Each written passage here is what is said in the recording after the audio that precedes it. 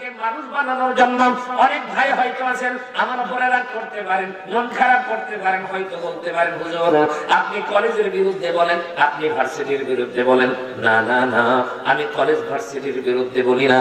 এই মুসলমান ইঞ্জিনিয়ারের দরকার আছে, ডাক্তারের দরকার আছে, কিন্তু বাজান আপনিও মুসলমান, আমি একজন মুসলমান। এই মুসলমানের জন্য কোরআন শিক্ষা করা বলেন তো দেখি সুন্নত না নফল? জি, এটা আওয়াজ করে জোরে বলেন কি? তাহলে এখন আমি যদি আপনাদের সামনে জিজ্ঞেস করি দোয়া কুনুত জানেন কয়জন? হাত উঠান।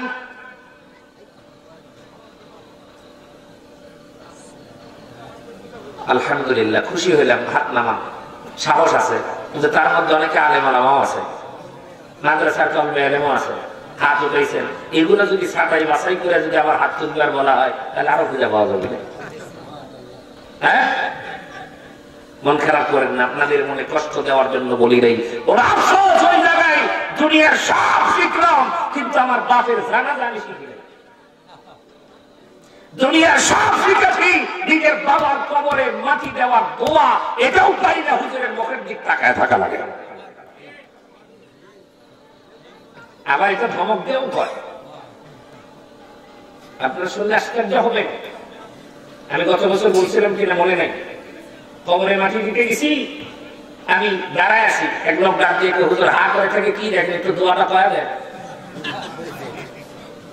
আমাকে বলতেছে হুজুর হা করে থাকে কি দেখেন।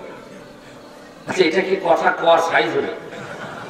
আমি তখন চিন্তা করলাম এই জায়গায় আমি লোকটা যদি তার মতোই বলি তাহলে তো ঠিক হবে না। আমি তারে বললাম ভাই যিনি মারা গেছে উনি আপনার কি হয়? আমার চাচা হয়। চাচা বললাম আমার কি হয়? আপনার তো কিছুই হয় না। বললাম তাহলে দোয়া আমার দরকার বেশি না আপনার দরকার বেশি? হুজুর এই জন্যই তো আপনার বলতেছি।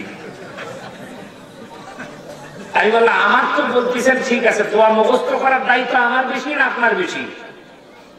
চুপ করে আছে।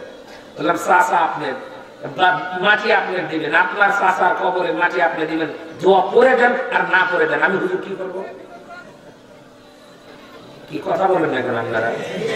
লজ্জা করা দরকার আমাদের, শরম করা দরকার আমাদের। নিজেদেরকে তো অনেক দামি মনে করি, অনেক পাওয়ারফুল মনে করি, অনেক বড় কিছু মনে করি।